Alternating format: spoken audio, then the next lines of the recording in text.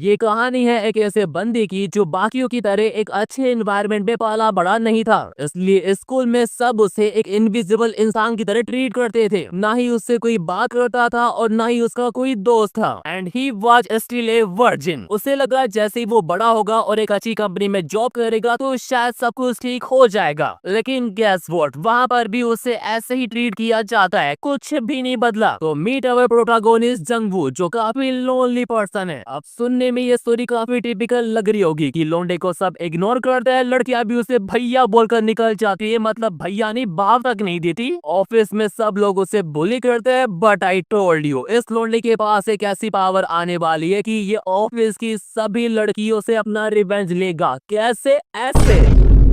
अब आगे वाले पैनल दिखाने की जरूरत है नहीं, क्योंकि मुझे पता है तुम सब समझ गए। Well then let me introduce you to the team leader. और मैं बता रहा हूँ, अगर ऐसे टीम लीडर हो ना, बंदे ओवर टाइम क्या बंदे घर ही ना जाए। खैर, इसका नाम है सीओ मीजो, लेकिन हम इसे मीजो बुलाने वाले हैं। और इस पूरे ऑफिस में ये पहली लड़की है जो हमारे लोंडे को अच्छे से ट्रीट करती है, ऐसा इससे लगता है, because she is a damn bitch. मैं ऐसा क्यों बोल रहा हूँ ये अभी पता पड़ने वाला है। हमारा लोंडा उसके ऑफिस जाता है कुछ रिपोर्ट वगैरह दिखाने के लिए, एंड रिपोर्ट देखते ही मीजो बी लाइक, क्या ये रिपोर्ट तुमने लिखी है? वो बोलता है हाँ, और कौन लिखेगा? एंड नो वंडर, इसलिए ये कचरा है। वो उसके मुंह पर ही बोल देती है कि तुझसे अच्छा काम तो एलिमेंट्री स्कूल के बच्चे कर लेते हैं। And she completely tears up the report और बोलती है कि इसे दोबारा लिखकर लाना और कल मेरे ऑफिस आने से पहले मेरी डेस्क पर रख देना। हमारा लोंडा उसकी बात समझ जाता है और वहाँ से जाने लगता है। लेकिन तभी वहाँ पर एक और लड़की आ जाती है जिसका नाम नीना होता है, और वो उसे कल की मीटिंग के बारे में बताने आई होती है। लेकिन तभी वो नोटिस करती है कि टीम लीडर की स्टोकिंग थोड़ी सी फट गई है। अब बेसिकली लड़कियों के लिए ये काफी ऑकवर्ड सिचुएशन होती है, लेकिन ये हमारे बंदे को बुलाती है और उसके सामने अपनी स्टोकिंग उतारती है और बोलती है कि इसे जाते जाते फेंक देना। देख रहे हो कितनी इज्जत है हमारे लोंडे की ऑफिस में। उसे इन सबसे इतना गुस्सा आ रहा है कि उसकी इमेजिनेशन ही पीक लेवल पर पहुंच गई है। वो सोच रहा है कि जब उसे मीजो ने अपनी स्टोकिंग फेंकने को कहा था ना, तब उसे तो वो साइड में रखता और मीजो को उसके ऐसे बिहेव के लिए पनिश करता। वैसे ऐसी पनिशमेंट तो मुझे भी देनी है। खैर, उसके कुछ टाइम बाद उसे काफी भूख लगती है, तो वो कन्वीनियंस स्टोर में कुछ लेने के लिए चला जाता है। वो बाहर आकर ड्रिंक कर ही रहा होता है, तभी वो अपने कुछ कलीग्स को देखता है, एंड आल्सो वहाँ पर ये टीम लीडर भी होती है। असल में ये लोग टीम डिनर करके आए थे, लेकिन हमारे बंदे को इन्होंने बुलाया तक नहीं। ऊपर से उसकी बुराई और कर रहे हैं कि अगर वो नहीं होता तो हम कब का ये प्लान कर चुके होते हैं। एंड उनकी बातों में ही हमें पता पड़ता है कि हमारा बंदा जो है वो एक ग्रेजुएशन हायरिंग प्रोग्राम के थ्रू इस कंपनी के अंदर आया था, इसलिए ये लोग उसे अपने बराबर नहीं समझते। और ऑफिस के अंदर उसे जो भी ट्रीटमेंट मिल रहा है ना, वो सब कुछ इस मीसो का ही प्लान है। वो चाहती है कि जनवू को ऐसा टॉर्चर किया जाए कि वो अपने आप भी जॉब छोड़ दे। इसलिए मैंने इस लड़की को पहले बिच कहा था। हमारा लोंडा भी दूर से ये सारी बातें सुनकर गुस्सा हो रहा होता है, लेकिन इससे पहले कि वो कॉल आउट होता, उसके सामने एक विंडो आ जाती है जिस पर लिखा होता है that disregard has reach its limit. और वो अवेकन हो गया है एज ए आउटसाइडर। उसे समझ नहीं आता कि साला ये क्या बकचोदी है, लेकिन जैसे ही वो विंडो को छूता है वो गायब हो जाता है। और इधर मीजो और उसके कलीग्स को भी कुछ अजीब सा साउंड आता है, लेकिन उन्हें लगता है कि शायद कोई भी हैकर आदमी होगा, सो दे इग्नोर इट। लेकिन हमारा लोंडा मीसो के बिल्कुल सामने ही खड़ा होता है और वो उसे नोटिस तक नहीं कर पा रही। एक्चुअली हुआ क्या, जंगवू ने जैसे उस विंडो को टच किया तो उसका आउटसाइडर मोड जो है एक्टिवेट हो गया, जिस वजह से वो इनविजिबल बन गया है। देखा जाए तो ऐसी पावर मेरे पास भी होनी चाहिए, but I have a question for you. अगर तुम लोगों को ये पावर मिलती तो तुम सबसे पहले किसके रूम में जाते? मुझे पता है कि तुम साले सोच क्या रहे हो। खैर, उसके बाद मीजो को ऑफिस में कुछ काम होता है तो वो सभी को बाय बोलकर निकल जाती है। एंड गेस व्हाट, अब हमारा लोंडा क्या करेगा? सब नोटी हो रखे। हाँ, जो तुम सोच रहे हो वही होने वाला है। एनीवेज, मीजो ऑफिस पहुंचती है और देखती है कि साला ये जनवू फिर से भाग गया, पर जनवू तो उसके पीछे ही खड़ा हुआ है। वो साला पूरे टाइम उसे फॉलो कर रहा था, एंड अब टाइम है इस स्पेशल पावर का सही यूज करने का। मीजो ने उसे जितनी बार भी टॉर्चर किया है ना, वो सब का बदला लेगा। खैर, बंदा अपनी क्लास शुरू करता उससे पहले वहाँ पर एक और टीम लीडर आ जाती है, and she also awesome. Well, इसका नाम चेबोन है, जो हमारी कैसे जनवू की टीम लीडर से कुछ बात करने के लिए आई है। लेकिन वो तो अभी भी उस फीलिंग के बारे में सोच रही है कि वो सब क्या था। चेवोन उससे पूछती है कि क्या कल के लिए टीम थी जो प्रेजेंटेशन प्रिपेयर कर रही है वो सब कुछ ठीक से चल रही है क्या। अब इससे पहले कि मीजो कुछ बोल पाती हमारा लौंडा फिर से उसके पॉम पॉम दबा देता है, लेकिन इस बार आगे वाले नहीं पीछे वाले। वो सोच रहा है कि कहाँ मैं मजे की मूड में था और ये बीच में आ गई। एनीवेज फिर मीजो बड़ी ऑकवर्ड तरीके से रिप्लाई देती है कि प्रेजेंटेशन में कोई भी प्रॉब्लम नहीं है और वैसे भी तुम्हें कल सब कुछ पता पड़ जाएगा, तब तक वेट करो। और पीछे हमारा लौंडा स्टिल कंटिन्यू। खैर फिर ये दोनों ऐसी बातें वगैरह करती है और बातों बातों में हमारे जन्वू का टॉपिक भी छिड़ जाता है। चेवोन उसे बोलती है कि मैं देख रही थी कि वो इतनी लेट तक फाइल ऑर्गेनाइज कर रहा था, क्या ऐसे यंगेस्ट एम्प्लॉय का ऐसा इम्पोर्टेंट काम करना सही है क्या। बताओ भाई, हमारे लोंडे को कुछ पता भी नहीं था और उसे गधा मजदूरी कराई जा रही थी। उसे इतना गुस्सा आ रहा है कि ही जस्ट स्लैप हर, गाल पर नहीं कहीं और, वो भी एकदम खींच के मारा है कि वो गिरी जाती है। चेवोन उसे उठाने की कोशिश करती है लेकिन देन शी नोटिस कि तूने पी रखी है। इतनी क्यों पीनी जब खुद को कंट्रोल ही नहीं कर सकते, और वो वहाँ से चली जाती है कि कल बात करेंगे। उसके बाद मीजो भी उठती है और वहाँ से जा ही रही होती है, बट जन्वू बी लाइक अभी तो मजा आना शुरू हुआ है एंड मुझे बताने की जरूरत नहीं है कि उसके बाद क्या होने वाला है। I know you know.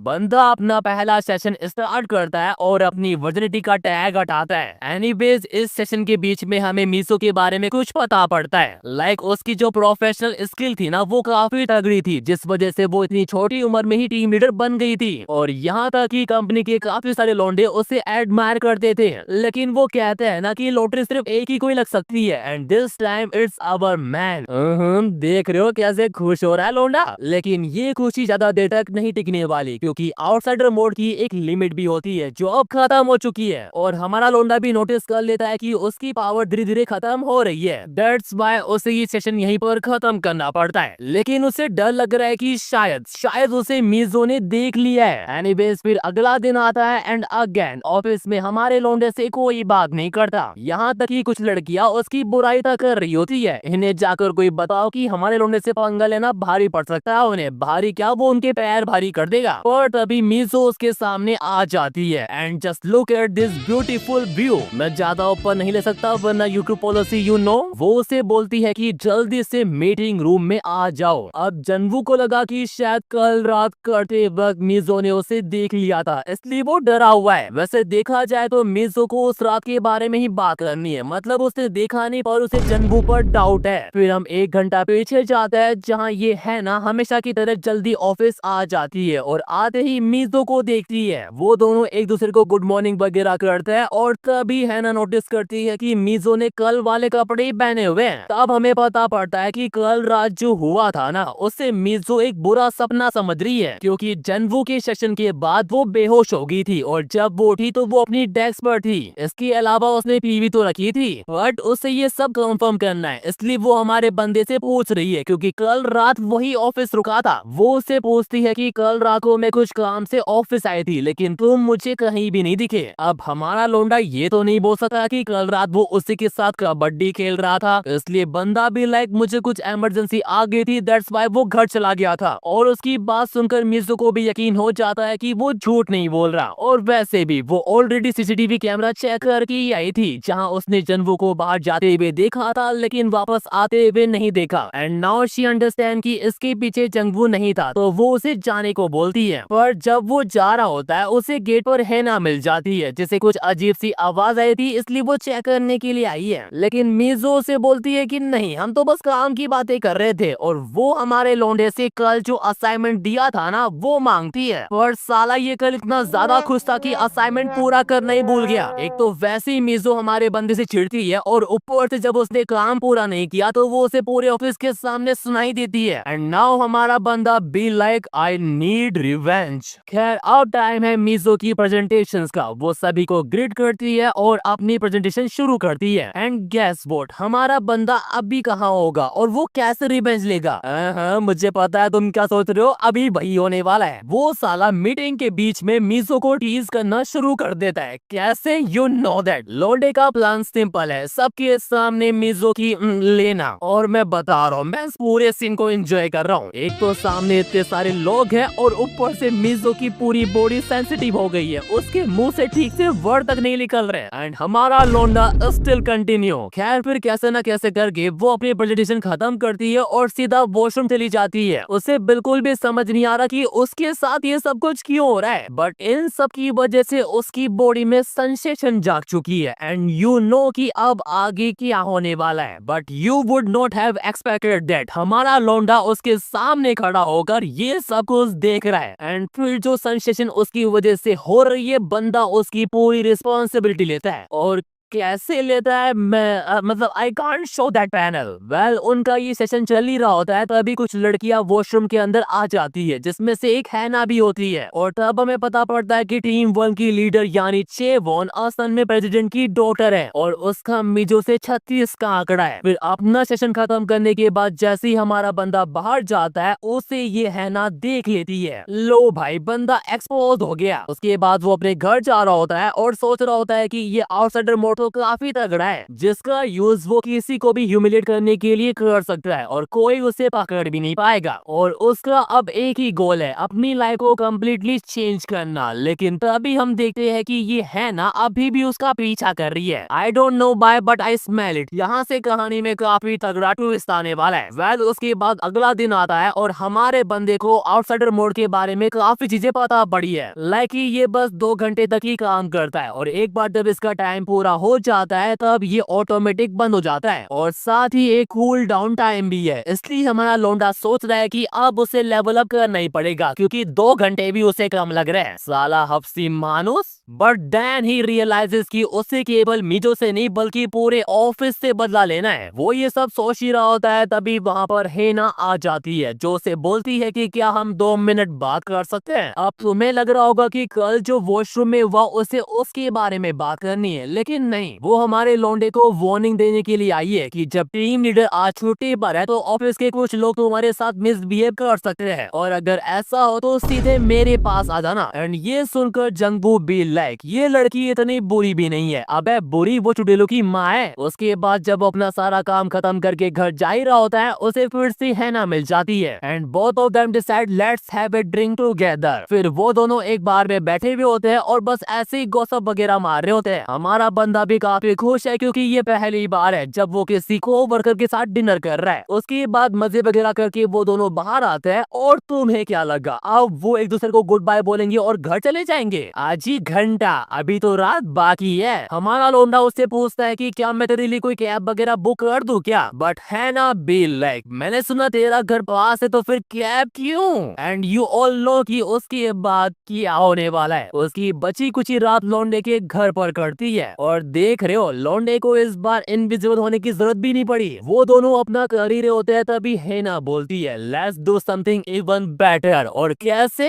ऐसे बंदे को बांध ही दिया उसने एंड देन ये डैम बिच अपना फोन निकालती है और हमारे लौंडे की ऐसी हालत में फोटो खींच लेती है। मतलब वो यहाँ पर पूरी प्लानिंग करके आई थी। वो उसे बोलती है कि मैंने देखा है कि तू मिजो के साथ वॉशरूम में क्या कर रहा था। उसे पता है क्या लग रहा है कि हमारा बंदा जो है वो मिजो को ब्लैकमेल कर रहा है। मतलब उसके पास मिजो की कोई ऐसी चीज है जिससे वो उसकी हर एक बात मान रही है। इसलिए वो उसे वार्निंग दे रही है कि या तो मुझे सब कुछ सच बता दे वरना ये फोटो मैं पूरे ऑफिस में लीक कर दूंगी। एंड हमारे बंदे को भी समझ में आ गया है कि ये अब तक उसके साथ बस खेल रही थी। लेकिन तभी उसे सिस्टम से एक नोटिफिकेशन आता है the distance you are facing has reached its limit और उसके आउटसाइडर मोड का लेवल अप भी हो गया है। इसके अलावा उसे एक नई एबिलिटी भी मिल गई है, यानी समझ लो जब भी उसे कोई नीचे दिखाएगा या बुली करेगा बंदे का लेवल अप ऑटोमेटिक होगा। ये सिस्टम ऐसे ही काम करता है और अब हमारे बंदे का प्लान यही है कि उसे हैना को इतना गुस्सा दिलाना है कि वो उसे और बुली करे। एंड बातों बातों में हमारा बंदा उसे इतना गुस्सा दिला देता है कि वो उसे चांटा ही मार देती है और बोलती है कि तेरी एक गलत चॉइस की वजह से तेरी लाइफ ये लगने वाला है और कपड़े पहनकर वहां से चली जाती है। उसके जाते ही हमारा बंदा आउटसाइडर मोड एक्टिवेट करता है और उसे जो नई स्किल मिली है वो है फेसिंग, यानी अब वो किसी भी सॉलिड ऑब्जेक्ट के अंदर से गुजर सकता है, यानी दीवार के आर पार भी जा सकता है। And it's time to get revenge. उसके बाद सुबह होती है और हम हेना को देखते कैरेक्टर है जो स्टेशन पर अपनी ट्रेन का वेट कर रही है। वो हमारे लौंडे की फोटो देखकर सोच रही है कि जब इन द एंड वो मुझसे भीख मांगेगा और जैसे ही मीजो का सीक्रेट बता देगा, मैं ये फोटो इमीडिएटली लीक कर दूंगी। इससे एक बात सीखने को मिलती है कि जो लोग मीठे बोलते हैं ना, उन पर कभी भी भरोसा नहीं करना चाहिए, वरना आपके ही लगते हैं। खैर फिर वो ट्रेन में चढ़ती है और फील करती है कि कोई उसके संतरे दबा रहा है। अब ये बताने की नीड नहीं है कि वो कौन है। तभी ट्रेन में उसका एक कलीग भी आ जाता है जो है मैनेजर ओ, जिसे देखकर हमारा लौंडा बी लाइक अब तो और भी मजा आने वाला है एंड शी प्रेज हर संतरास। हान को तो समझ में भी नहीं आ रहा कि ये सब कुछ हो क्या रहा है, लेकिन हमारा लौंडा क्लियर कर चुका है कि ये राइड उसके लिए हेल्थ से भी बदतर होने वाली है। एंड फिर क्या, बंदा अपने काम पर लग जाता है और इधर ये मैनेजर ओ उसे अच्छी तरीके से रिएक्ट करता देख बोलता है कि बहन तो ठीक तो है ना, but how can she be okay जब हमारा लौंडा पीछे से उसकी समझ रहे हो ना, वो भी भरी ट्रेन में। लौंडा इतना ब्रूटल वे में कर रहा है कि दूसरी ट्रेन वाला बंदा ही डर जाता है और पूरे एक चैप्टर के बाद ये सेशन खत्म होता है ना की हालत देखो एक बार। और इधर हमारे लौंडे ने अपनी न्यू एबिलिटी का यूज करके उसका फोन चुरा लिया है, यानी अब वो उसे ब्लैकमेल नहीं कर पाएगी। वो फोन देख ही रहा होता है, तभी हैना के फोन पर मीजो का फोन आता है जो ठीक उसके पीछे ही खड़ी होती है। जंगबू उसे देखता है और उसका फोन काट कर पूछता है कि क्या तू पहले से बेटर फील कर रही है, बट मीजो अपना वही एटीट्यूड में बोलती है कि मुझे तेरी सिंपैथी नहीं चाहिए, अगर तेरे पास इतना ही फालतू टाइम है तो उसी काम में लगा। अब वैसे तो ये कन्वर्सेशन इतनी इम्पोर्टेंट नहीं थी, लेकिन जहाँ मीजो को पहले हमारा बंदा इरिटेटिंग लगता था, अब उसकी आवाज सुनते ही उसकी पूरी बॉडी में अजीब सी सेंसेशन होती है। हमारे बंदे की क्लास का उस पर इतना असर पड़ा है कि उससे इन सब की आदत सी हो गई है। और इधर हमारा बंदा सोच रहा है कि इसका एटीट्यूड तो अभी भी चेंज नहीं हुआ, शायद 2-3 सेशन और करने पड़ेंगे। लेकिन एक तरीके से उसके लिए सही भी है, क्योंकि लोग जितना उसकी इंसल्ट करेंगे वो उतना ही स्ट्रॉन्ग बनता जाएगा एंड उतना बड़ा फिर उसका रिवेंज भी होगा। खैर फिर हम हैना को देखते हैं, जिससे अब रियलाइज होता है कि उसके पास उसका फोन ही नहीं है। तभी मैनेजर ओ आता है और उससे पूछता है कि क्या कोई गड़बड़ है क्या, लेकिन तभी वहाँ पर हमारा लौंडा भी आ जाता है। मैनेजर ओ ने उसे कुछ डॉक्यूमेंट प्रिंट कराने के लिए दिए थे तो वो देने आया है, पर उससे इतना रिलैक्स देकर हैना उससे बोलती है कि क्या हम 2 मिनट बात कर सकते हैं जरा। उसके बाद वो दोनों ऑफिस के रूप जाते हैं, जहाँ हैना वही उसे फोटोज की धमकी देती है, अगर तुमने मुझे मीजो की वीकनेस के बारे में नहीं बताया तो मैं उन फोटोज को लीक कर दूंगी, फिर जो कुछ भी होगा मुझे मत बोलना। But she does not know कि हमारे बंदे के पास उसका फोन है, तो वो क्यों डरेगा। वो उसका हाथ पकड़ता है और बोलता है कि तुझे उन फोटोज का जो करना है वो कर, मुझे घंटा फर्क नहीं पड़ता, और उसका हाथ अपनी गन मशीन पर लगाता है। अब आगे का कार्यक्रम शुरू होता उससे पहले हैना वहाँ से चली जाती है। बंदी को ट्रेन में ऑलरेडी मिल चुका है जो मिलना था, फिर जंगबू भी उसके पीछे पीछे आ रहा होता है, लेकिन तभी अचानक से गेट खुलता है और उसके मुंह पर लगती है। एंड जो रूफटॉप पर आई है वो है प्रेसिडेंट की बेटी चेबोन, जो अपने हस्बैंड से बात कर रही होती है। असल में उसकी शादी 1 साल पहले हुई थी और उसका जो हस्बैंड है वो एक बड़ी कंपनी के मेजर शेयर होल्डर का बेटा है। और रही बात चेबोन की, तो उसकी प्रमोशन एसोसिएट डायरेक्टर के लिए ऑलमोस्ट पक्की है। इन शॉर्ट उसकी लाइफ फुल ऑन मजे में कंपेयर टू जंगबू जो पॉवर्टी में जिया है। खैर फिर वो वहाँ से जा रहा होता है, लेकिन गेट की आवाज से चेबोन उसे देख लेती है। जंगबू को लगता है कि अब तो वो गया, बट चेबोन उसे बिना बोले ही वहाँ से चली जाती है। ये देखकर जंगबू सोचता है कि शायद मेरे जैसे लो लेवल एम्प्लॉय का होना या ना होना उसके लिए मैटर नहीं करता, यानी अब कंपनी के प्रेसिडेंट की बेटी भी जंगबू की लिस्ट में आ चुकी है। उसके बाद जैसे ही हमारा बंदा नीचे जाता है, ये मेजो उसे सुना देती है, क्योंकि चेबोन इसे सुनाकर गई थी कि अपने एम्प्लॉय का ध्यान रखा करो, कहीं भी आ जाते हैं। उसके बाद मीशो अपने घर जाती है और रिलैक्सेशन के लिए जैसे बाटअप में बैठती है, हमारा लौंडा उसे पूरा ही रिलैक्स कर देता है। एंड यू नो कि उसके बाद क्या होने वाला है, it's play time but in a brutal way. And guess what, ये कार्यक्रम कितना बड़ा हो सकता है, आधा चैप्टर, 1 चैप्टर नहीं भाई, पूरे 2 चैप्टर। उसके बाद कुछ दिन बीत जाते हैं, हम जंगबू को देखते हैं जो अपनी डेस्क पर काम वगैरह कर रहा होता है, लेकिन तभी वहाँ पर मीजो आती है जो हमारे लौंडे को फिर से डांटना शुरू कर देती है। मैंने कहा था सिर्फ जीएम और रिक्रूटिंग लीडर्स को ही सीसी करो, तुमने पूरे डिपार्टमेंट को क्यों इंक्लूड किया इसमें। हमारा बंदा उसके लिए माफी मांगता है, बट मीजो बी लाइक अगर अगली बार गलती हुई तो मुझसे बुरा कोई नहीं होगा, और वहाँ से चली जाती है। अब देखो यूजुअली क्या होता है, जब जंबू कोई मिस्टेक करता था ना तो मीजो उसे गाली तक बक देती थी, लेकिन इस बार ऐसा बिल्कुल भी नहीं हुआ। उस रात की बात से ही मीजो के एटीट्यूड में काफी चेंजेस आए, यानी हमारे बंदे की मेहनत रंग ला रही है। जंगवू ये सब सोच ही रहा था, तभी वहाँ पर हेना आ जाती है कि तू हमेशा डांट ही खाता रहता है क्या, और देखकर लगता है कि मिज़ो ने भी तुझसे अब गिव अप कर ही दिया है। दैट्स व्हाई वो उसे एक ऑफर देती है as a senior 1-on-1 mentor करने का, वो भी कब, जब सब घर चले जाएंगे, यानी ओवर टाइम। लोंडा सोच रहा है कि साला मिस हो गई और अब ये आ गई। उसके बाद रात को ऑफिस के अंदर वो उसे काफी सारी रिपोर्ट देती है रिव्यू करने के लिए, यानी समझ रहे हो, वो हमारे बंदे को फोटो के थ्रू तो टॉर्चर नहीं कर पाई, इसलिए एज ए सुपीरियर उसे टॉर्चर कर रही है ताकि वो मिज़ो की वीकनेस पता कर सके। फिर हमारे बंदे को इतना सारा काम देकर वो वहाँ से चली जाती है। लेकिन तुम्हें क्या लगा लोंडा उसे ऐसे जाने देगा? आज ही घंटा वो उसे बताता है कि सुपीरियर कौन है, वो भी अच्छे से। लेकिन तभी कार्यक्रम के बीच में ही बंदा एक्सपोज हो जाता है। हेना को पता पड़ चुका है कि ये और कोई नहीं बल्कि जनवुई है। मतलब रात को उससे ओवर टाइम कराना ये सारा उसका प्लान था ताकि वो गुस्सा हो जाए और उससे रिवेंज ले। एंड यू नो कि उसको पता कैसे पड़ा? अगर तुम्हें याद है तो जनवू ने पहले इनविजिबल होकर उसके साथ और फिर ये उसके घर आई थी। वहां से उसको आइडिया लगा कि जो दोनों बार फीलिंग थी ना वो सेम थी, और जब उसने हमारे बंदे का एटीट्यूड देखा तो उसे कंफर्म हो गया कि ये साला मिज़ो और मेरे साथ खेल रहा है। दैट्स व्हाई उसने ये सारा प्लान बनाया था। लेकिन हमारा लोंडा बी लाइक सो व्हाट, तू क्या सबको ये बताने वाली है कि मैं एक इनविजिबल मैन हूँ? जरा बताना तो ये प्रूव कैसे करेगी? दैट्स व्हाई हैना उसे अपनी टांगों में होल्ड कर लेती है। लेकिन यू नो कि हमारे लोंडे का स्टेमिना कितना तगड़ा है। और फिर कार्यक्रम के एंड में हमारा लोंडा उसे वार्निंग देकर जाता है कि अगर तू मेरे रास्ते में आई तो नेक्स्ट टाइम और सफर करना पड़ेगा। आई नो अब तुम्हें लग रहा होगा कि वो अगले दिन हमारे बंदे को एक्सपोज कर देगी, लेकिन ऐसा कुछ भी नहीं होता।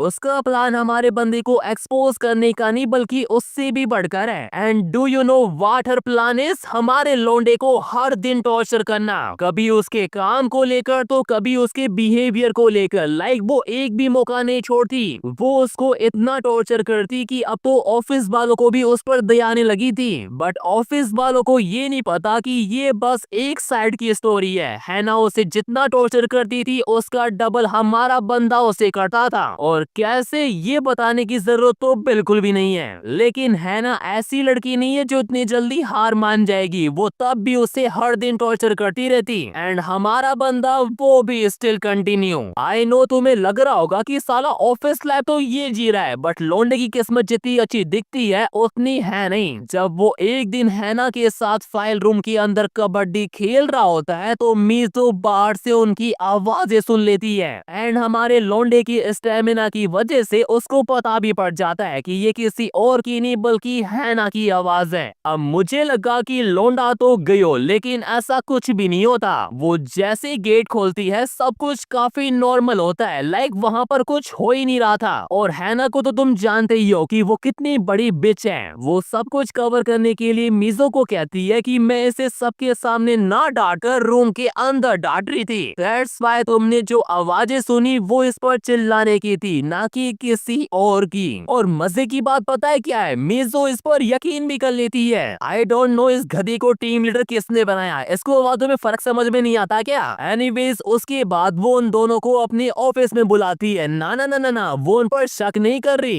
इतनी अकल ना है उसमें। उसने इन दोनों को बुलाया है एक प्रोजेक्ट देने के लिए, एक ऐसा प्रोजेक्ट जिसमें हैना और हमारा बंदा साथ मिलकर काम करेंगे। और पता है मिज़ो ने ये फैसला क्यों लिया है? उनकी क्लोजनेस को देखकर। एंड देखा जाए तो ये हमारे बंदे के लिए एक ग्रेट अपॉर्चुनिटी भी है अपने आप को साबित करने की। देन उसके थोड़ी देर बाद हैना और जंगवू मीटिंग रूम में बैठकर अपने प्रोजेक्ट के बारे में बात कर रहे होते हैं, और बातों बातों में हमें पता पड़ता है कि उन्हें ये प्रोजेक्ट क्यों मिला है। असल में क्या है, टीम 1 की जो लीडर है उसे प्रमोट करके एसोसिएट डायरेक्टर बनाया जा रहा है। क्यों? क्योंकि वो चेयरमैन की बेटी जो है। लेकिन कंपनी के भी कुछ असूल होते हैं, वो उसको ऐसे ही प्रमोट नहीं कर सकती। दैट्स व्हाई जो प्रपोजल टीम 3 ने बनाया था उससे चुरा कर टीम 1 को दे दिया गया, और बदले में ये यूजलेस प्रोजेक्ट उन्हें दे दिया गया। इसलिए तो मिज़ो और टीम 1 की लीडर यानी सोंकी कभी बनती नहीं है, क्योंकि मिज़ो को लगता है कि जो पोजीशन उसे मिलनी चाहिए थी वो उससे छीन ली गई। और पता है यही रीजन है कि मिज़ो अनजस्ट हायर्स यानी हमारे लौंडे से नफरत करती है, क्योंकि वो एक प्रोग्राम के थ्रू इस कंपनी के अंदर आया था।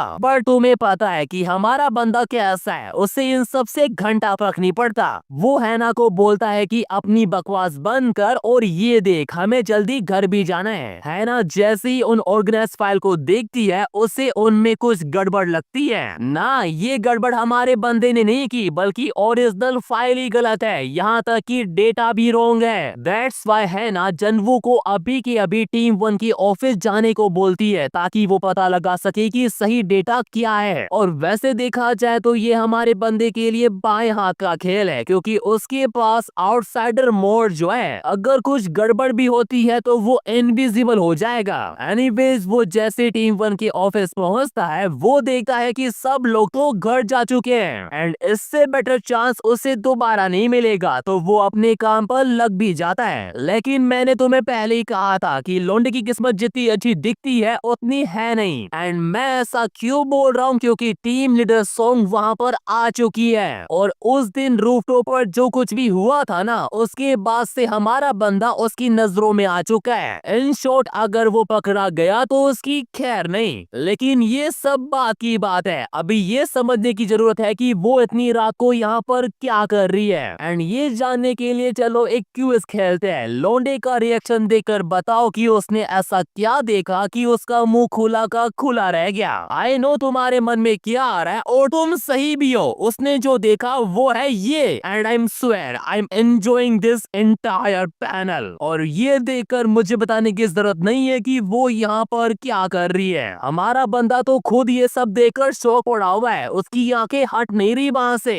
वो प्रोग्राम देखने में इतना खो गया कि अपना काम ही भूल जाता है। दैट्स व्हाई हैना को खुद टीम 1 की ऑफिस में आना पड़ता है। बट इससे पहले कि वो सोंग को सेल्फ सर्विस करते हुए देख पाती, हमारा बंदा उसे बाहर ले जाता है। लेकिन इन सब की वजह से अब उसके एल लगने वाला है, क्योंकि सोंग को पता पड़ चुका है कि वो स्टार्टिंग से यहाँ पर छुप कर पूरा कार्यक्रम देख रहा था। देन उसके बाद अगले दिन मिज़ो उन दोनों को डांट रही होती है कि तुम इसे रिपोर्ट कहते हो, इसमें तो डेटा भी सही नहीं है, तुम्हें एक काम दिया था वो भी तुमसे ढंग से नहीं हुआ। दैट्स व्हाई हैना उसे सॉरी बोलती है और एक्सक्यूज देने लगती है, लेकिन मिज़ो को कोई एक्सक्यूज नहीं चाहिए। वो उसके मुंह पर ही बोल देती है कि मुझे पता है कि तुम इससे एक गार्बेज प्रोजेक्ट समझ रही हो, तो तुम्हें लगा होगा कि अगर मैं इसे आधा अधूरा पूरा कर दूं तो कोई कुछ नहीं बोलेगा। अब इससे पहले कि मिज़ो हैना को एक्सपेल कर दे, हमारा बंदा उसे एक और रिपोर्ट देता है एडिट वर्जन वाली, जिसमें लेटेस्ट डेटा है जो उसने रात भर जाकर बनाई है। देख रहे हो लोंडा कंपनी के लिए कितना कुछ करता है, लेकिन तब भी उसकी कोई इज्जत नहीं करता।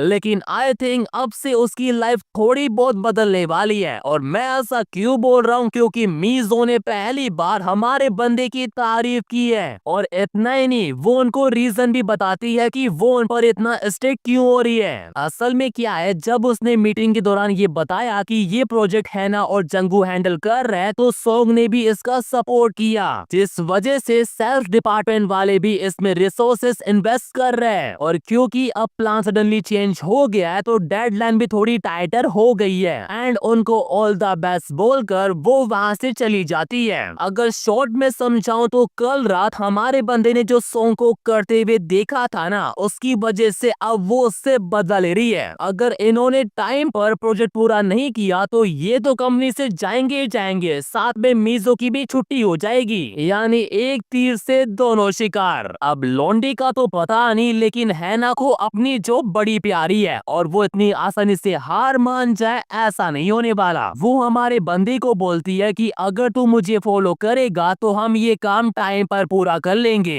एंड फिर क्या, हैना अपने काम पर लग जाती है, वो भी इतने फोकस के साथ कि वो जंगबू को हरेस करना ही बंद कर देती है। उसे ऐसा काम करता देख हमारे बंदे को भी मोटिवेशन मिलता है और वो भी उसका पूरा साथ देता है। और सही बताओ ना, ये वही सब है जो उसे स्टार्टिंग से चाहिए था, यानी एक टीम मेंबर के रूप में हार्ड वर्क करना। लेकिन तुम्हें पता है कि उसे किसी ने टीम मेंबर समझा ही नहीं था। एंड ऐसा करते करते कुछ हफ्ते गुजर जाते हैं और अब हमारे बंदे को कंपनी में इतना एक्नॉलेज किया जा रहा है कि उसे टीम डिनर में भी बुलाया गया है। मैं लौंडे के चेहरे पर खुशी देखकर बता सकता हूँ कि वो कितना एक्साइटेड है। एनीवेज, वो और हैना बात कर रहे होते हैं और बातों बातों में हमारा बंदा उससे पूछ लेता है कि तुझे मिज़ो की वीकनेस क्यों जाननी थी। हैना उसे बताती है कि मिज़ो एक वर्कोहॉलिक है, तो वो जितना भी ट्राई करता थी उससे कभी कैचअप नहीं कर पाती। दैट्स वाई उसे एक इक्के की नीड थी जो उसे मीजो को सरपास करने में हेल्प करता।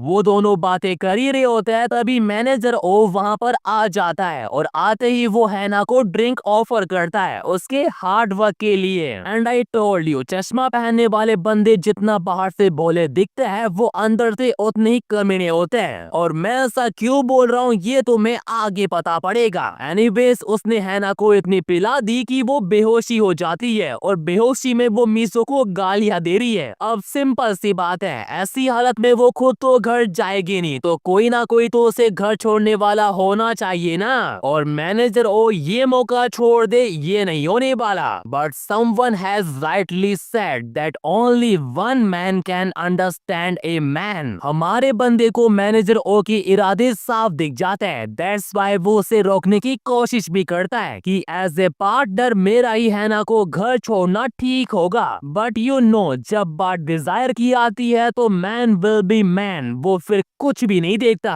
और कुछ भी से मेरा मतलब कि वो हैना को घर ले जाने के बजाय होटल भी ला सकता है। दैट्स वाई मैंने इससे पहले कमीना कहा था। देखो तो सरी इसको एक बार कैसे मुस्कुरा रहा है। बट ये खुशी ज्यादा देर तक नहीं रहने वाली। वो जैसे अपनी वर्जिनिटी का टैग हटाने के लिए जाता है हैना को होश आ जाता है और पता है वो खुद को बचाने के लिए क्या एक्सक्यूज देता है कि तुम्हें गलतफहमी हो रही है, मैं तुम्हारे ऊपर नहीं तुम मेरे ऊपर आ रही थी। भाई कितना बड़ा लीचड़ आदमी है ये। इस साले को कोई बताओ कि हैना ने पी रखी है इसका मतलब ये नहीं कि वो पागल है, वो अच्छे से जानती है कि कौन किसके ऊपर आया था। दैट्स वाई शी डिसाइडेड कि अब तो पुलिस को फोन करना पड़ेगा। बट इससे पहले कि वो पुलिस को फोन कर पाती मैनेजर ओ उसके साथ जबरदस्ती करना शुरू कर देता है। अब देखा जाए तो यही वो सिचुएशन है जब हीरो एंट्री मारता है एंड गेस व्हाट, हमारा बंदा हीरो वाली एंट्री मारता भी है और आते ही उसकी ऐसी धुलाई करता है कि उसके परखच्चे उड़ जाते हैं। मैनेजर ओ के तो कुछ पल्ले ही नहीं पड़ता कि उसके साथ ये सब कुछ क्या हो रहा है। हमारा लोंडा मार मार कर उसकी ऐसी हालत करता है कि वो वहाँ से भाग ही जाता है। अब देखो हीरो ने हीरोइन को बचाया है तो उसका इम्प्रेस होना तो बनता है and you know very well कि उसके बाद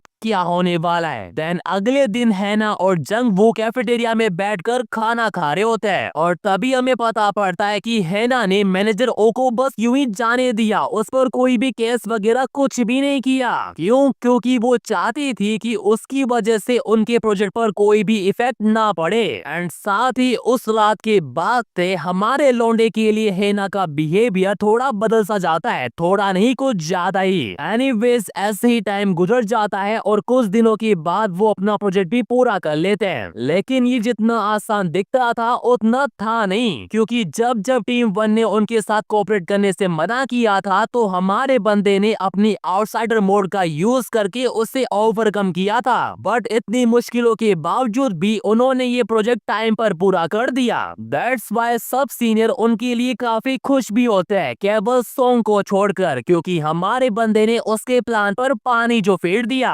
लेकिन अभी तो रुको, ये चीज तो एक्सपेक्टेड थी लेकिन आगे जो होने वाला है वो बिल्कुल अनएक्सपेक्टेड है। क्यों? क्योंकि पहली बार मीजो ने हमारे बंदे की तारीफ की है कि अब वो एक रियल एम्प्लॉय लग रहा है। अरे दीदी वो पहले भी एम्प्लॉय था पर तुम ही उस पर ध्यान नहीं दे रही थी। एनीवेज ये पहली बार है जब उसके काम को और उससे एक्नॉलेज किया गया तो सेलिब्रेट करना तो बनता है और इस बात से तो हैना भी अग्री करती है। बट हमारा बंदा भी लाइक अभी उसे बस घर जाना है और सोना है। वैसे देखा जाए तो उसके लिए भी ये काफी बड़ी बात है, लाइक उसके लिए तो उसका सपना पूरा हो गया। वो ये सब कुछ सोच ही रहा होता है तभी सॉन्ग वहाँ पर कार लेकर आ जाती है और उसे डिनर के लिए इनवाइट करती है। देन उसके थोड़ी देर बाद वो और सॉन्ग साथ बैठकर डिनर कर रहे होते हैं। आई नो तुम्हें लग रहा होगा कि सॉन्ग भी हमारे बंदे से इम्प्रेस हो गई है, लेकिन ऐसा कुछ भी नहीं है। उसने यहाँ उसे इसलिए इनवाइट किया है ताकि वो उसके मुंह पर बोल सके कि वो ये कंपनी छोड़ दे।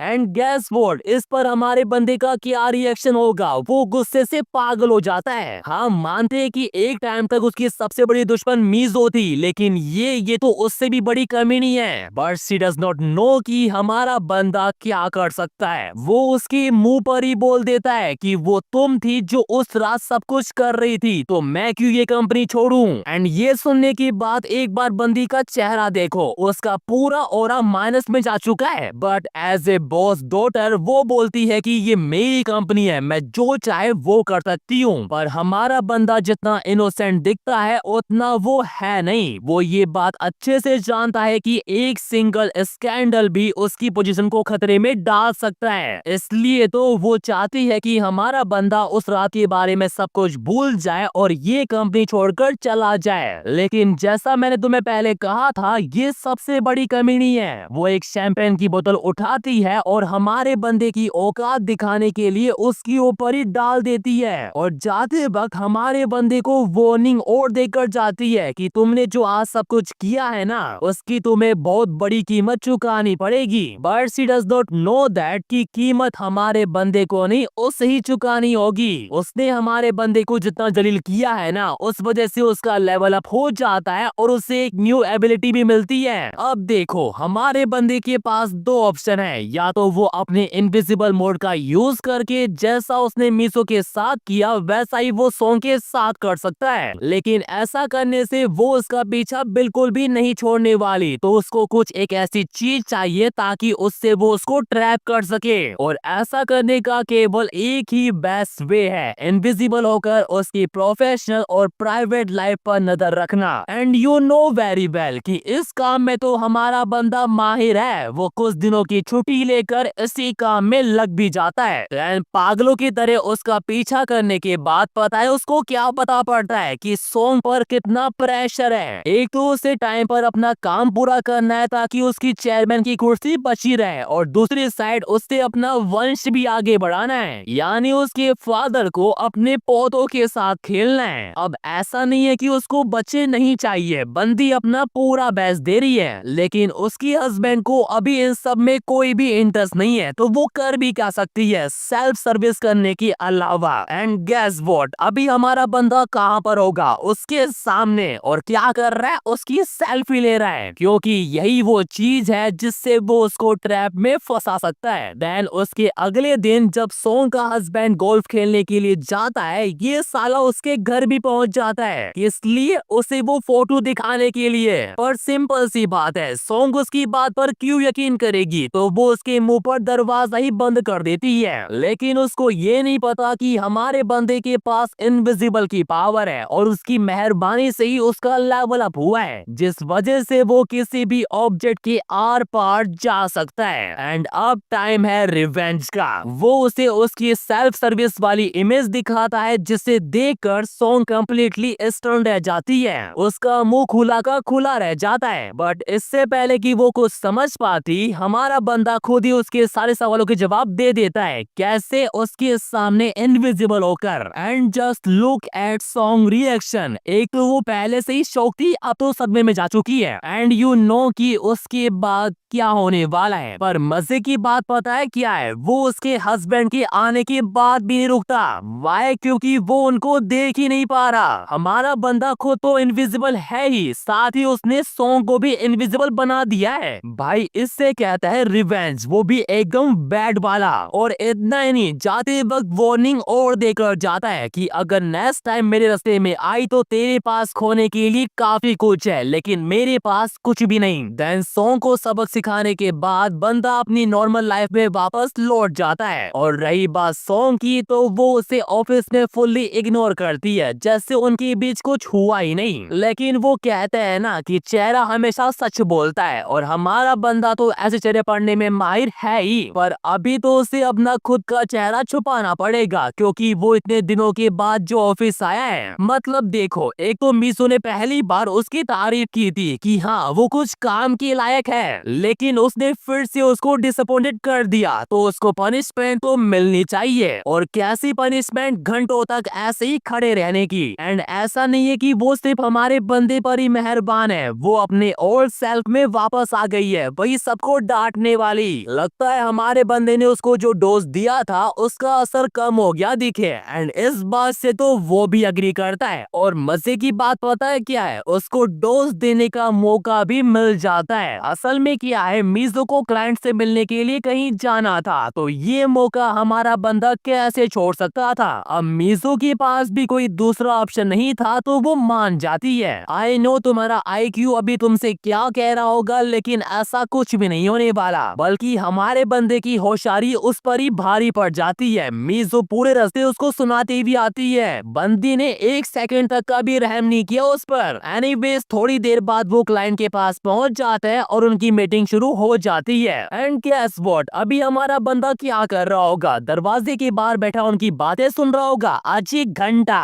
वो इनविजिबल होकर मीज़ो की मजे ले रहा है, और ये मत पूछना कैसे, मतलब I can't show that panel. Well वो कैसे ना कैसे करके खुद को कंट्रोल करके ये मीटिंग खत्म करती है। एंड एक बार हमारे बंदे को देखो कैसे उसके सामने इनोसेंट की तरह खड़ा हुआ है, जैसे उसका इन सब में कुछ हाथ ही नहीं है। वैसे देखा जाए तो हाथ तो है ही नहीं, कुछ और ही है। और अभी तो रुको, खेल तो अभी शुरू हुआ है। असल में क्या है, जब वो ऑफिस वापस जा रहे होते हैं तो मीज़ो को कार सिकनेस हो जाती है, जिस वजह से वो थोड़ा टहलने के लिए बाहर निकल जाती है। एंड हमारे बंदे को यही तो चाहिए था, और साले की किस्मत भी देखो, तभी बारिश भी शुरू हो जाती है। अब सिंपल सी बात है, बारिश में मीज़ो कहाँ जाएगी? तो वो जैसी वापस आती है हमारा बंदा उसे वहाँ पर नहीं मिलता, बट वो तो ठीक उसके पीछे ही होता है। और जैसा मैंने तुम्हें पहले कहा था, खेल तो अभी शुरू हुआ है, और वो कैसे खेलता है तुम्हें अच्छे से पता है। वेल जैसे ही कार्यक्रम खत्म होता है सब कुछ नॉर्मल हो जाता है, क्योंकि उसके बाद मीज़ो बेहोश हो गई थी, और जैसे उसको होश आता है हमारा बंदा उसे सब कुछ एक्सप्लेन करता है कि वो उसके लिए सिकनेस की दवाई लेने गया था, और जब वो वापस आया तो उसने देखा कि मीज़ो कार के अंदर सो रही थी। एंड गेस व्हाट, वो इस पर यकीन भी कर लेती है। देन ऑफिस पहुंचने के बाद वो जंगबू का जैकेट वापस करती है और उसे सब कुछ करने के लिए थैंक यू बोलती है। But here is a twist, Jangbu जैसे जैकेट पहनता है मीज़ो की गर्दन पर कुछ अजीब से निशान देखती है, जो उसने कबड्डी खेलते वक्त बनाए थे।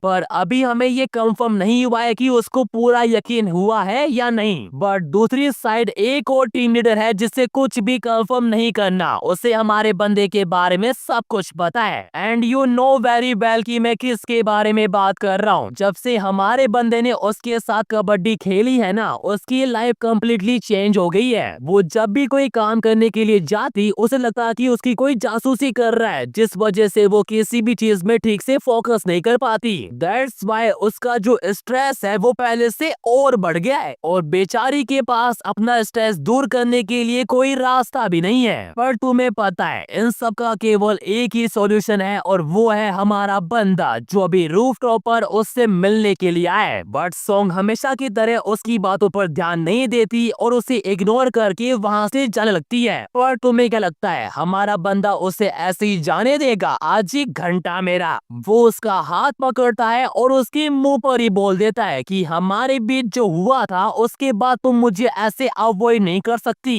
तुम और मैं अब एक इंटेंस रिलेशनशिप में हैं। अब सिंपल सी बात है, ये सारी बातें सुनने के बाद सॉन्ग खुश तो होगी नहीं, तो वो उसे गुस्से में बोलती है कि कट द क्रैप, तू और मैं ये कभी भी नहीं हो सकता, और तेरे लिए ये बेहतर होगा कि तू ये बकवास कहीं और जाकर ना करे। पर हमारे बंदी को तो तुम जानती ही हो, वो किसी से कहाँ डरने वाला है। वो यहाँ जिस काम से आया है वो तो वो करके रहेगा। उसने ठान लिया है कि वो सॉन्ग का जो दूसरों को नीचे दिखाने वाला माइंडसेट है ना, उसको कम्प्लीटली चेंज करके रहेगा। एंड ये वो कैसे करेगा? ऐसे उसे एक डॉग की तरह ट्रीट करके, और सिर्फ ट्रीट ही नहीं कर रहा, उसे पूरे ऑफिस में एक डॉग की तरह वॉक करा रहा है। आई नो तुम्हें लग रहा होगा कि ये कैसे पॉसिबल है। असल में ये उसकी एक एबिलिटी है कॉन्फर की, यानी वो जिसके भी कांटेक्ट में होगा वो भी इनविजिबल हो जाएगा। इन अदर वर्ड, अगर वो ये लीश ड्रॉप करता है तो पूरे ऑफिस के सामने सॉन्ग के लग जाएंगे। दैट्स व्हाई हमारे बंदे की बात मानने के अलावा उसके पास कोई और चॉइस नहीं है। लिटरली भाई कंपनी की ओनर की डॉटर है वो, उसकी क्या हालत कर दी उसने।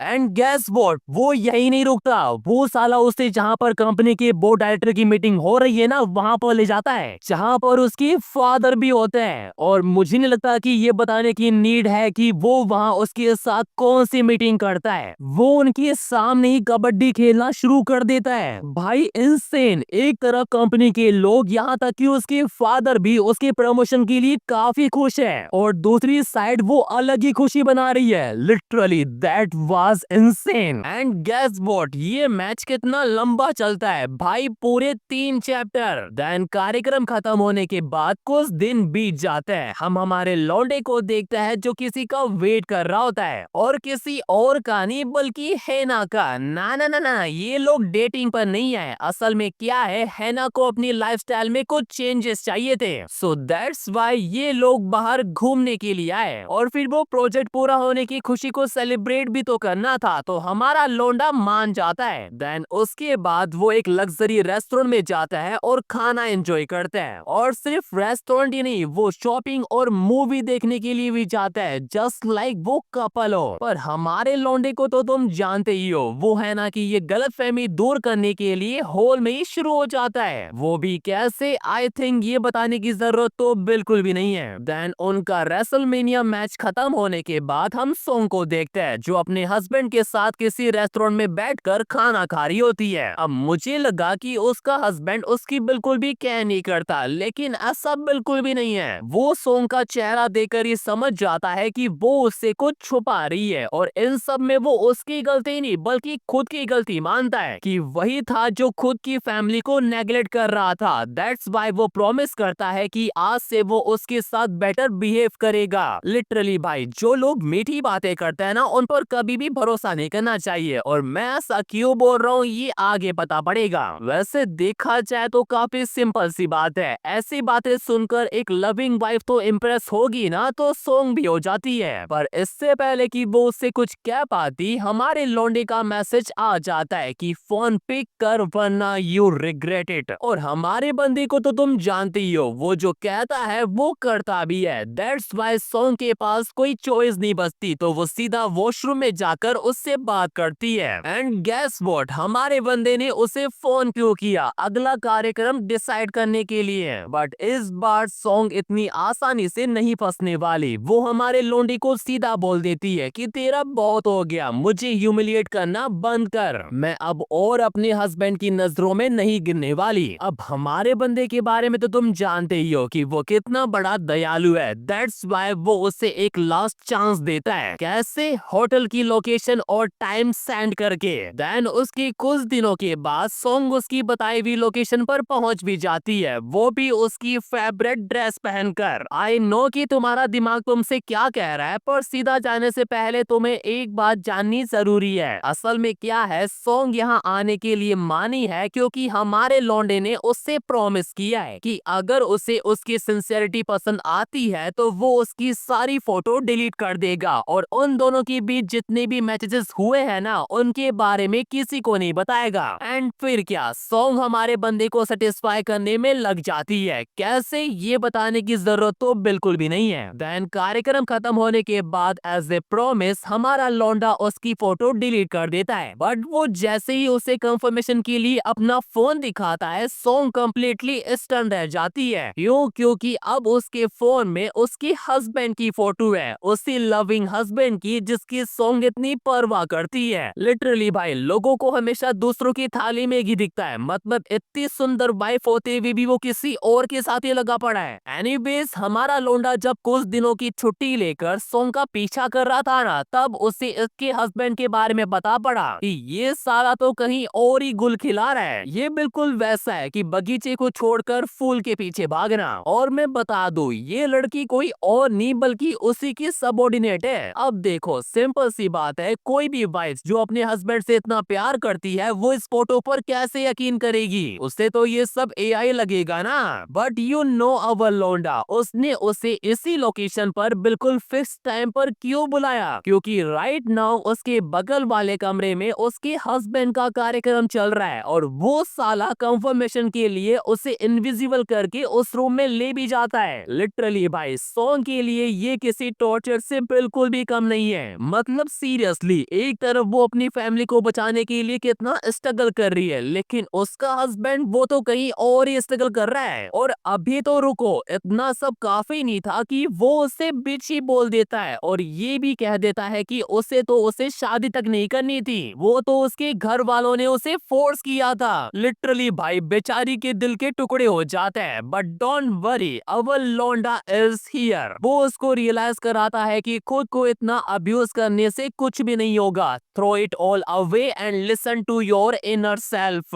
And all said. बंदी का दुख 2 मिनट में गायब। लौंडे ने उसे इतना मोटिवेट कर दिया कि वो दोनों फिर से शुरू हो जाते हैं, वो भी एकदम बैड तरीके से। इतना बैड कि जब उसका हस्बैंड और उसकी सेटिंग जा रही होती है ना, तो वो भी डर जाते हैं कि साले ये इंसान है कि जानवर। और मजे की बात पता है क्या है? हमारे लौंडे ने सॉन्ग के हस्बैंड के लिए क्या पनिशमेंट फिक्स की है? सॉन्ग को प्रेग्नेंट करने की, यानी बेटा किसी और का और पालेगा कोई और। देन उसके अगले दिन सेल्स डिपार्टमेंट वालों की वर्कशॉप चल रही होती है, जहाँ पर मीजो भी होती है। एंड गेस व्हाट, वो हमारे लौंडे के बारे में सोच रही है। असल में क्या है, जब से मीजो ने उसकी गर्दन पर स्केचेस देखे हैं ना, तब से वो जनवो से नजरें नहीं हटा पा रही है। उसके दिमाग में वही सब चल रहा है कि जो वो सोच रही है वो सच है या नहीं। ये चीज उसको बॉदर करे जा रही है। जब वो पहली बार जनवो से मिली थी तो उसको लगा कि जनवो ऑफिस के बाकी लोगों से काफी अलग है, और सच में वो अलग निकला भी, बट इन अपोजिट वे। और अगर अब जनवो ही वो बंदा है जिसके साथ वो कबड्डी खेलती आई है, जो कि वो है, तो इस रिग्रेट के साथ मीजो जी नहीं पाएगी। देन वर्कशॉप खत्म होने के बाद वो सभी टीम डिनर पर जाता है, जहाँ पर भी मीजो का ध्यान हमारे लौंडे पर ही है। और यहाँ पर तुमने एक चीज नोटिस की कि हमारे लौंडे से कैसे ऑफिस के सब लोग बात कर रहे हैं। जो लोग पहले उससे बोलना भी पसंद नहीं करते थे, आज उसके साथ बैठकर खाना खा रहे हैं। और इस बात से तो मीजो भी अग्री करती है, बट वो होता है ना, जब किसी और को स्पॉटलाइट मिलती है तो बाकी को जेलेसी फील होती है। और यहाँ पर वो बंदा है मैनेजर ओ। वो सीधा जनवो के पास जाता है और उसे टॉन्ट मारना शुरू कर देता है कि इतना जोर से ब्लफिंग मत कर, यहाँ सबको पता है कि तू किस लेवल पर है। अब इससे पहले कि हमारा लौंडा उसका मुंह तोड़ दे, वहाँ पर सोंग आ जाती है, जो आते ही जनवो की साइड लेना शुरू कर देती है। अब सिंपल सी बात है, उन दोनों को इतना क्लोज देकर मीजो को तो शक होगा ही ना कि पहले तो ये खुद ही जनवो के अगेंस्ट थी, अब ऐसा क्या हो गया। और ये सोचते सोचते वो इतना ज्यादा पी लेती है कि वो बेहोशी हो जाती है। एंड गेस व्हाट, जब उसे होश आता है तो कोई उसके साथ ऑलरेडी कबड्डी खेल रहा होता है, और ये और कोई नहीं बल्कि हमारा लौंडा ही होता है। आई नो तुम्हें लग रहा होगा कि हमारा लौंडा एक्सपोज हो गया, लेकिन ऐसा बिल्कुल भी नहीं है। उसने पता है क्या दिमाग लगाया कि जब वो उसे होटल में छोड़ने के लिए आया था तो मीजो ने उसे ये सब करने के लिए सेड्यूस किया था। बट हमारा लौंडा मीजो को जितना पागल समझता है उतनी वो है नहीं। इन द एंड वो समझ जाती है कि अब तक उसके साथ जो कबड्डी खेल रहा था वो और कोई नहीं बल्कि जनवो ही था।